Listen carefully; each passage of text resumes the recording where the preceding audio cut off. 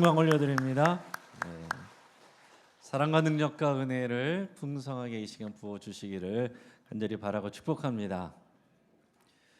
자, 오늘 우리가 읽은 본문을 통해서 감배 사용, 용납과 용서라는 제목으로 우리 말씀의 은혜를 같이 나누겠습니다. 자, 감배 사용 뭡니까? 감사, 배려, 사과, 용서. 오늘 가장 마지막이고 어려우면서도 중요한 것이 용서입니다. 사과도 어렵지만 용서는 더 어려운 거예요. 사과는 다른 사람이 피해를 입은 거지만은 용서는 내가 피해를 입은 거기 때문에 우리가 하기가 더 어려울 수 있습니다. 하지만 불가능한 것은 아닙니다. 3년 전 경주의 한 미술관에서 어린아이가 전시된 작품 위에 마치 양탄자 타듯 올라타고서 벌렁 눕기도 하고 신발을 신은 채 밟기도 했습니다. 더 어이없는 것은 이 모습을 본 아빠가 말리기는커녕 아이의 사진을 찍어주면서 같이 즐겼습니다. 이 장면이 뉴스에 방영되면서 많은 사람들이 이 아이와 또 단속하지 않은 아빠를 비판했습니다. 당시에 이 작품은 일부가 훼손이 됐어요. 이 작품은 한국화 거장인 이 박대성 화백의 작품인데 그 가격만 1억이 넘는 그런 작품이었습니다. 이 작가의 일생을 담은 20m짜리 대형 작품이었어요. 근데 놀라운 것은 이 박대성 화백이 이 아이의 행동을 문제 삼지 않고 용서하였다라는 사실입니다. 그러면서 이렇게 얘기했습니다. 아유, 어른이 아니고 어린이잖아요. 그럴 수 있습니다. 그런 문제를 삼으면 안 된다고 생각합니다. 그러니까 옆에 있는 사람이 또 얘기합니다. 하지만은 말리지 않은 아빠가 더 잘못이었습니다. 그러니까 이렇게 얘기했어요. 그거는 조금 화가 나지만 또 거기도 사정이 있을 겁니다. 문화적으로 거기까지 안 미칠 때는 그분이 또 사정이 있는 거거든요. 안 그렇습니까? 중요하다면 애를 말렸겠죠. 이게 무슨 얘기입니까? 그 아빠가 문화적 소양이 부족해서 그런 거니까 잘못했다가 아니라 오히려 이해한다, 이런 얘기를 하는 겁니다. 그때까지 아이 아빠에게 사과도 못 받았다고 했는데 또 이렇게 얘기했습니다. 제 스스로 수양을 하면서 소위 말하면 사랑이라고 하는 거대한 틀 속에 내가 움직여야 되기 때문에 그러한 사소한 일로 나를 자꾸 신경을 쓰게 하면 안 된다고 생각합니다. 인간이라고 하는 것이 완벽할 수 없으니까 서로 이해하는 가운데 더불어 살아가야 된다고 이렇게 생각합니다. 이렇게 얘기를 했어요. 그래서 많은 사람들한테 감동을 줬습니다. 자, 그런데 이보다 더 놀라운 사람이 있었습니다. 윤성여 씨라는 분이에요. 자, 이분은 1988년에 있었던 8차 화성 연쇄살인범으로 몰려서 억울하게 20년 감옥살이를 하다가 원래 무기징역을 받았는데 20년 만에 가석방을 냈고 10년 동안 정말 소리 없이 숨죽여 살아가던 그런 분이었습니다. 그런데 2019년에 진범이 갑자기 또 잡히는 바람에 2020년 재심에서 드디어 무죄 판결을 받았습니다. 사건이 발생한 지 32년 만이에요. 1988년 어느 날 갑자기 밤에 들이닥친 경찰들에게 끌려가서 온갖 고문과 협박을 받아서 자백을 강요당했습니다. 너무 아프고 힘드니까 그냥 무조건 맞다고 이렇게 대답을 했더니 무기징역을 받고 감옥에 가게 된 것입니다. 그때 화성시에 살던 그런 청년들 여러 명이 있었다는데 그 중에서 한 사람은 너무 억울해서 달리는 기차에 뛰어들어서 자살한 사람도 있다고 그래요.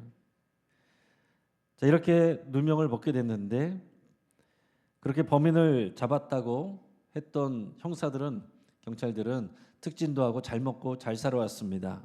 얼마나 속이 상했겠어요. 재판 과정에서 한 경찰관은 자신이 그런 일이 없다고 잡아떼기도 했습니다. 하지만 이 윤성여 씨는 당시의 수사 경찰관들의 죄를 용서한다고 이렇게 말했어요.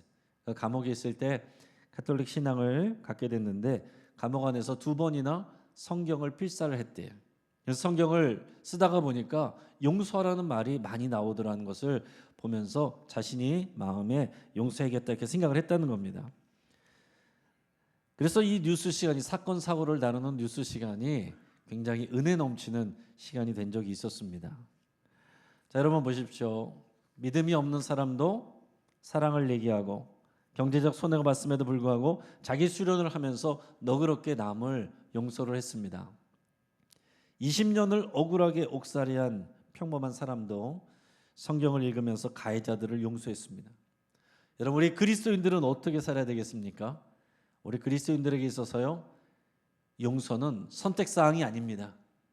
이 사람을 용서해야 될까 말아야 될까, 그런 생각은 우리에게 필요 없는 것들이에요. 답은 정해져 있습니다. 오늘 본문 말씀 골로새서 3장 12절에서 14절까지 말씀을 같이 읽겠습니다. 그러므로 너희는 택하사 거룩하고 사랑받는 자처럼 긍휼과 자비와 겸손과 온유와 오래 참음을 옷 입고 누가 누구에게 불만이 있거든 서로 용납하여 피차 용서하되 주께서 너희를 용서하신 것 같이 너희도 그리하고 이 모든 것 위에 사랑을 더하라. 이는 온전하게 매는 띠니라. 아멘. 여러분, 이 말씀은 이 골로새 지역, 그 당시에 소아시아 골로새 지역이고 지금에는 이제 튀르키예 지역인 이 골로새에 있는 교회 성도들에게 사도 바울이 그 당시에 감옥에 갇혀 있음에도 불구하고 간절한 마음으로 또 그들을 격려하기 위해서 쓴 편지입니다. 근데 앞에서 13절에서 뭐라고 그랬어요? 누가 누구에게 불만이 있거든 서로 용납하고 피차 용서하라. 그랬습니다. 그 앞에 12절에서는 뭐라고 그랬습니까? 긍휼과 자비와 겸손과 온유와 오래 참음으로 하라. 누구에게 이렇게 하라는 겁니까? 불만스러운 사람이 있거든. 그 나를 속상하게 한 사람, 나에게 손해를 미친 사람, 그런 사람에게 용납하고 용서하고 긍휼과 자비와 겸손과 온유와 오래 참음으로 대하라, 이렇게 말한 겁니다. 그 손해를 끼친 사람이 교회 안의 성도인 거예요. 자, 여러분 이것을 보십시오. 은혜 넘치는 초대교회도 이런 일들이 있습니다. 목숨을 걸고 신앙생활하던 그 사람들도 그 안에도 그 공동체에도 서로 불만 있는 사람들이 있고 상처를 주고받는 사람들이 있다는 거예요. 이상한 일이 아닌 겁니다. 우리가 다 아직 죄인이기 때문에, 죄성이 남아있기 때문에 그렇습니다. 그러니까 여러분, 교회 안에서 신앙생활하다가 나를 상처 주는 사람들 때문에, 내가 이해할 수 없는 사람들 때문에, 제발 내 앞에서 안 보였으면 하는 사람들, 그런 사람들이 있는 것 때문에 교회에 문제 있다고 생각하지 마시기 바랍니다. 당연한 일인 거예요. 우리가 완전하지 않으니까. 그리고 또한 다른 사람들의 눈에는 우리가 또한 그렇게 보일 수 있는 겁니다. 자, 그러면 우리가 왜 나를 속상하게 하는 사람, 내가 불만스러운 그런 사람에게 또 용서와 용납을 해야 됩니까? 긍휼히 여겨주고 참아줘야 됩니까? 오늘 12절에서 그 이유를 말하고 있는데, 너희는 하나님이 택하사 거룩하고 사랑받는 자이기 때문에, 하나님이 택하시고 우리는 거룩하고 사랑받는 자래요. 여러분, 거룩하십니까? 근데 우리 수준은 사실 그렇지 않아요. 사랑받을 만한 충분한 그런 완벽한 사람이 없습니다. 그런 수준이 있는 사람이라면, 우리가 그랬다면 예수님이 이 땅에 오실 필요가 없는 거죠. 그런 수준이 되지 않으니까 예수님이 오신 거예요. 그래서 예수님 때문에 우리가 하나님 앞에 그렇게 인정을 받게 되는 겁니다. 우리가 수준이 있어서 그런 게 아니다라는 얘기예요. 자, 이것을 좀 더 자세하게 표현한 것이 10절 말씀입니다. 같이 읽어보겠습니다. 새 사람을 입었으니 이는 자기를 창조하신 이의 형상을 따라 지식에까지 새롭게 하심을 입은 자니라. 아멘. 예수님 믿는다는 이런 거예요. 예수님을 믿으면 어떤 일이 일어납니까? 예수님을 믿는다는 것은 예수님을 영접하는 겁니다. 내가 주인님을 인정하고 예수님을 주인으로 영접한 거예요.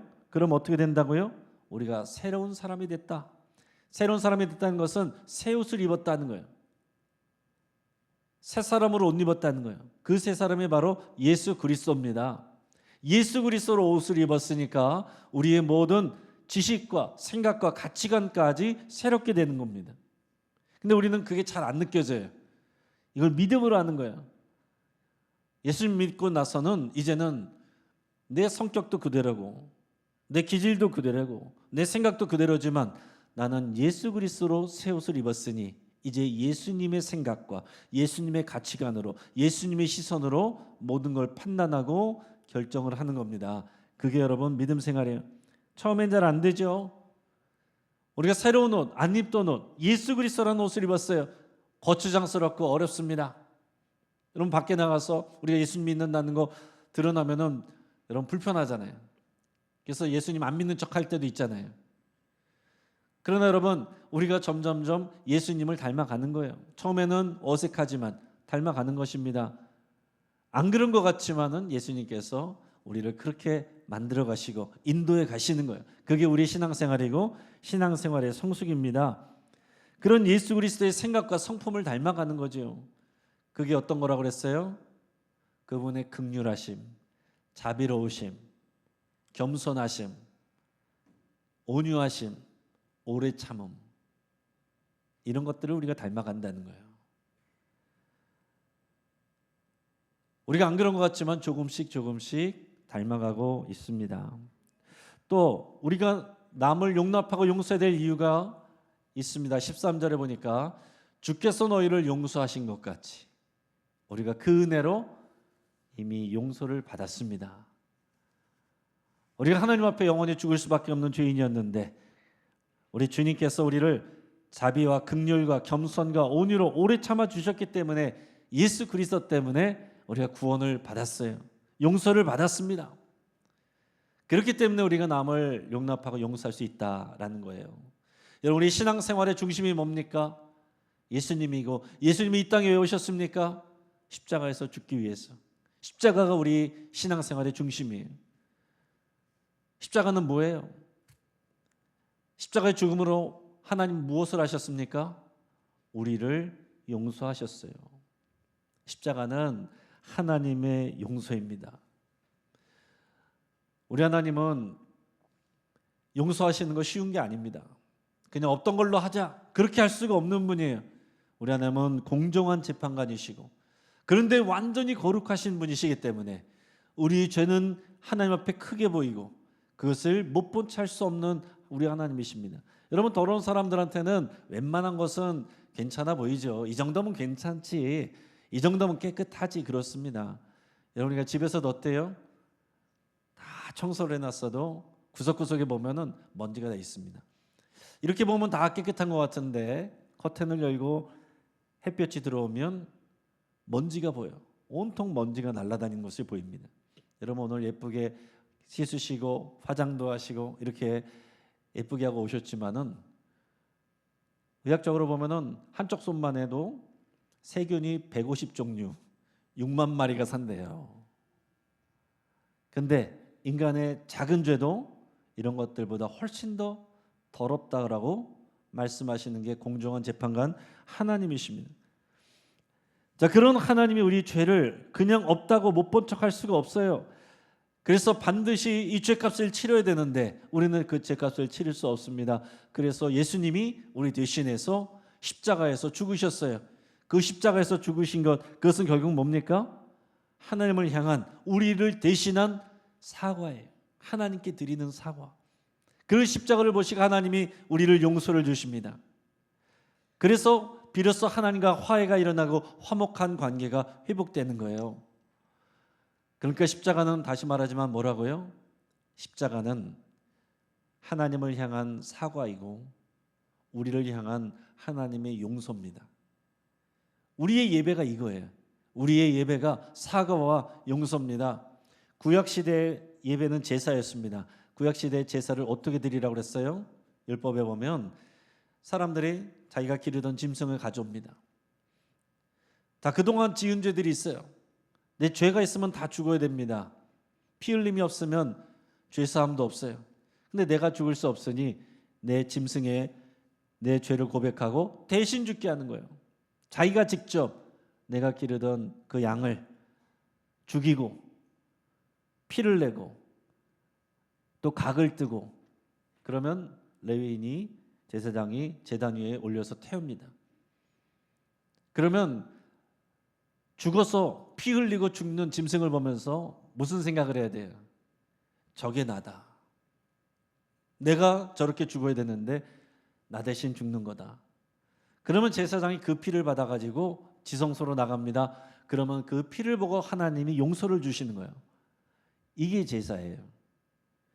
그러니까 제사장이 피를 가지고 하나님 앞에 나가는 그 일은 하나님께 사과하는 행동이고, 그것을 보고 하나님은 용서하세요.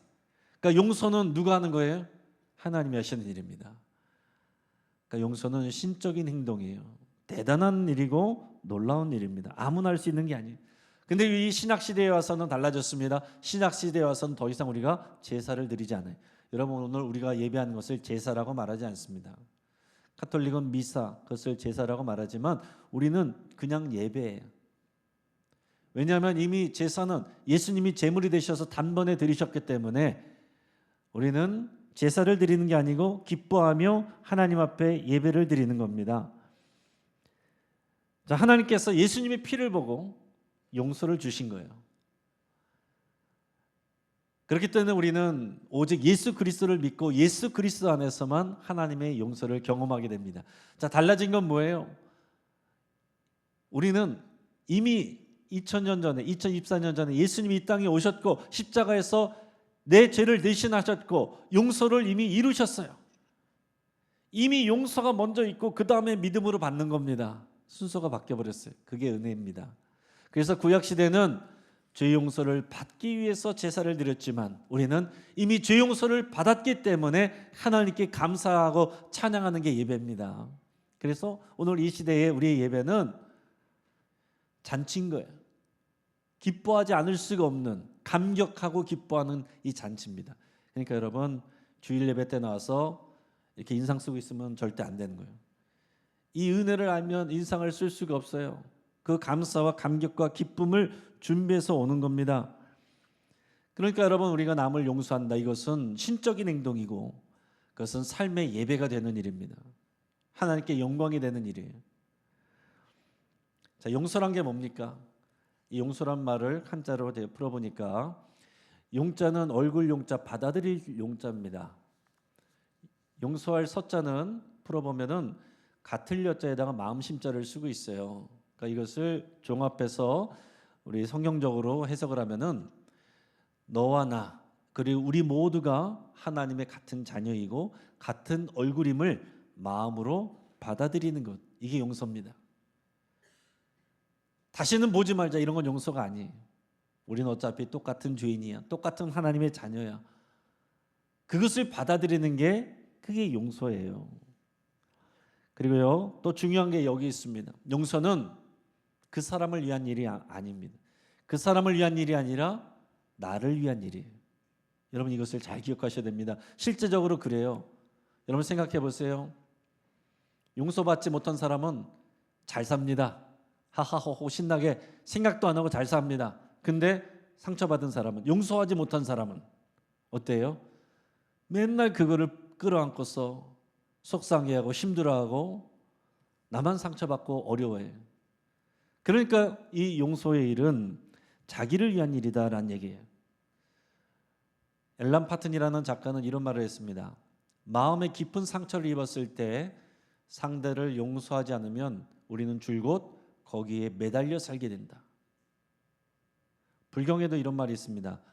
원한을 품는 것은 다른 사람에게 던지려고 뜨거운 숯덩이를 손에 쥐고 있는 것과 같다.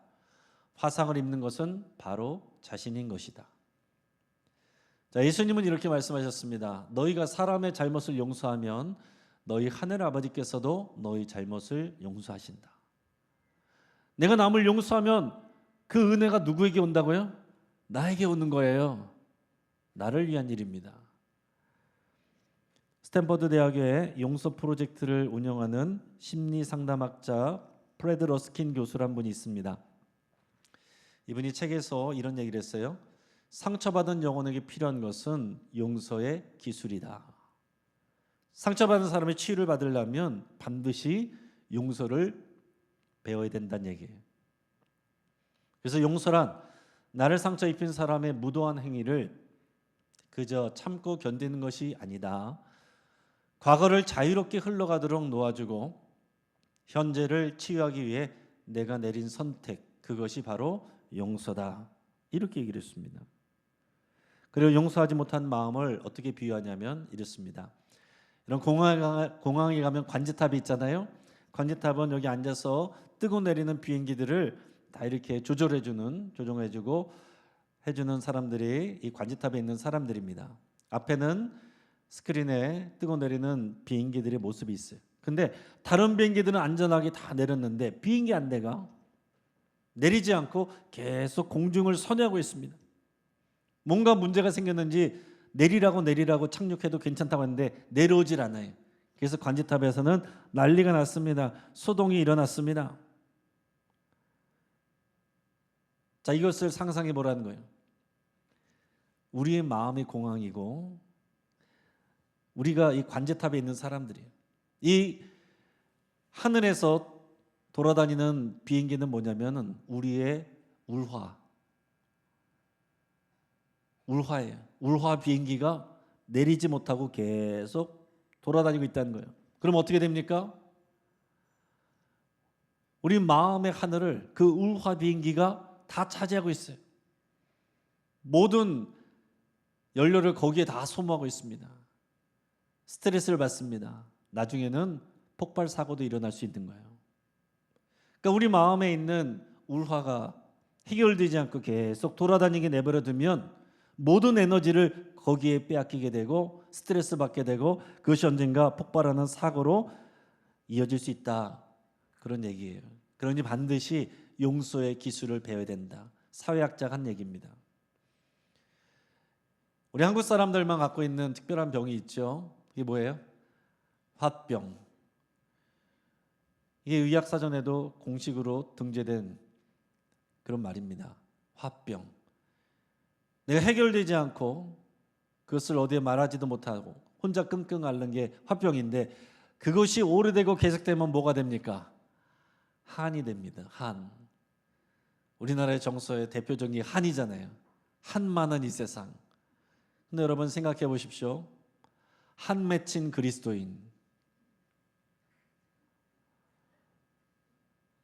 또 우라가 치민 그리스도인, 화병 걸린 그리스도인, 뭔가 좀 이상하지요. 그런데 이런 경우가 꽤나 많이 있는 것 같습니다. 겉으로는 우리가 다 거룩하게 예배하고 문제없는 것 같지만 마음의 우라 비행기가 계속 다 빙빙빙빙 돌아다니고 있는 사람들이 많다는 얘기예요. 그리스도인이야말로 말씀드린 것처럼 용서해야 될 이유가 있는 사람들입니다. 우리가 하나님께 그런 용서를 받았고 예수 그리스도라는 새 옷을 입었고 우리 믿음의 중심과 핵심인 이 십자가가 바로 하나님의 용서이기 때문에 우리는 이미 용서해야 될 이유를 갖고 있습니다. 이 울화, 용서하지 못한 마음이 우리 안에서 계속 돌아다니게 내버려두면 우리는 복수하고 싶어져요. 상대를 망가뜨리고 싶습니다. 그러나 성경은 말하고 있어요. 진정한 복수가 무엇인지를 가르쳐줍니다. 로마서 12장 19절 20절 19절부터 같이 읽겠습니다. 내 사랑하는 자들아 너희가 친히 원수를 갚지 말고 하나님의 진노하심에 맡기라. 기록되었으되 원수 갚는 것이 내게 있으니 내가 갚으리라고 주께서 말씀하시니라. 내 원수가 줄이거든 먹이고 목마르거든 마시게 하라. 그리함으로 내가 숯불을 그 머리에 쌓아놓으리라. 아멘. 이게 무슨 얘기입니까? 진정한 용서는 뭐냐면 하나님께 맡기는 겁니다. 하나님의 손에 나를 상처 준 사람도 맡기고 그 사건도 맡기고 내 마음도 맡기는 거예요. 내가 심판의 자리에 있지 않는 겁니다. 그게 우리의 믿음이죠. 하나님의 손에 맡기는 거예요. 내가 볼 때는 저 사람은 전혀 안 된다라고 할지라도 그 결정은 하나님이 하시는 겁니다. 나는 포기했어도 하나님 포기하지 않고 하나님이 사랑하시고 그 사람을 연단하신다면 나는 주님의 선택과 주님의 판단을 따라가야죠. 그게 신앙이죠. 하나님께 맡기는 것, 그게 진짜 용서가 되는 겁니다. 그렇기 때문에 여러분, 하나님 때문에, 우리 예수님 때문에 용서를 믿음으로 선포할 수 있는 거예요. 그래서 상대가 나에게 사과를 하지 않았어도, 상대가 뉘우치지 않았어도, 상대가 변하지 않았어도 하나님을 위해서, 나를 위해서 믿음으로 용서를 선포할 수 있다는 얘기예요. 그 사람의 변하고 안 변하고는 그 사람의 일이 되는 겁니다. 그렇기 때문에 지난주에 우리가 밀양 영화 얘기를 했는데 용서하려고 하다가 사과하지 않는 사람을 보면서 화가 났어요. 그렇지만 이 믿음의 말씀 안에 깊이 들어가면 그것도 감당할 수 있게 돼요. 그 사람이 아직 사과하든지 말든지 나는 믿음으로 용서를 선포할 수 있는 겁니다. 그 사람 수준 보고 되면 용서하고 아니면 말고, 그거는 여전히 내가 붙들고 있는 거예요. 그것까지 주님의 손에 맡기는 것입니다. 저 사람이 변했든지 안 변했든지, 진정으로 용서를 구하든지 아니든지 나는 믿음으로 하나님께 모든 것을 맡기고 믿음으로 용서를 선포합니다. 이게 믿음의 일인 거예요. 그래서 예수님 때문에 오히려 상처 준 사람에게 잘해주면 그게 진짜 복수다라는 겁니다. 근데 우리가 살아가다 보면 용서라고 말하기가 좀 애매할 때가 사실은 더 많이 있습니다. 용서보다는 그 이전에 용납해야 될 때가 더 많아요. 오늘 본문에 보면 서로 용납하고 피차 용서하라 그랬습니다. 용납이 뭔가요? 성경적으로 용납의 의미는 다른 사람들이 나를 오해하고 또 나를 차별하고 미워하는 것, 그것을 받아준다는 거예요. 그걸 그대로 있는 모습 그대로 받아주는 것, 이게 용납입니다. 굳이 대적하지 않고 놔두는 거예요. 여러분, 사람들이 살다 보면 어떻습니까? 나를 오해할 수 있어요. 사실이 아닌 것으로 수근거리고 소문을 퍼뜨릴 수도 있습니다. 또 상대방이 나에게 뚜렷이 피해를 준 건 없는데 나를 기분 나쁘게 할 수는 있어요. 본인은 느끼지 못할 수도 있어요. 나는 화가 났는데 그 사람은 사과할 생각이 당연히 없죠. 그럴 일도 없습니다. 그럼 내가 용서할 것도 없어요. 그럼 뭐 해야 됩니까? 용납하는 거예요. 용서 이전에 용납하는 겁니다. 그래서 여러분, 우리는 사실 용서할 일들보다 더 많은 일이 용납해야 되는 일들이에요. 그 사람은 있는 그대로 인정하는 겁니다. 그 사람을 판단하려고 하지 않고 그 사람을 바꾸려고도 하지 않는 거예요. 할 수 없습니다, 여러분. 주님 손에 맡기는 거예요. 나는 나의 길을 가는 겁니다. 여러분, 이런 글이 있습니다. 제가 읽으면서 참 공감이 됐어요. 제가 한번 읽어드리겠습니다. 당신이 뚱뚱해지면 너무 많이 먹는다 사람들이 생각할 겁니다. 당신이 살을 빼면 아프다고 생각할 겁니다. 옷을 잘 입으면 잘난 척한다고 생각할 겁니다. 평범하게 옷을 입으면 가난하다고 생각하겠죠.